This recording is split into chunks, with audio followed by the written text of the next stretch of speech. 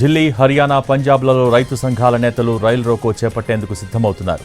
అమృత్సర్లో railway stations వద్ద భద్రతా బలగాలు పెద్ద ఎత్తున మోహరించాయి. సంయుక్త కిసాన్ మోర్చా, కిసాన్ మజ్దూర్ మోర్చా రైలు రోకోకు పిలుపునిచ్చాయి.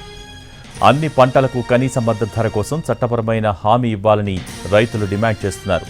ఫిరోజ్పూర్, అమృత్సర్, రూప్నగర్, గుర్దాస్పూర్ జిల్లాలతో సహా పంజాబ్లోని పలు స్టేషన్స్లో రైల్వే ట్రాకులపై కూర్చుని నిరసన తెలుపుతామని హెచ్చరించారు.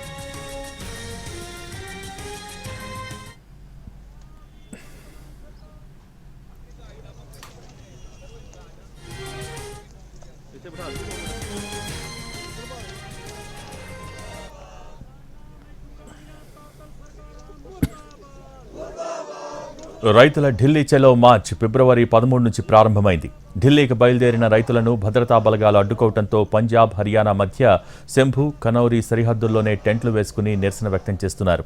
కేంద్రం తమ డిమాండ్లను అంగీకరించే వరకు ఆందోళనలు విరమించబోమన్నారు. ఇవాళ రైలు రోకోకు పిలుపునిచ్చారు రైతు సంఘాల నేతలు.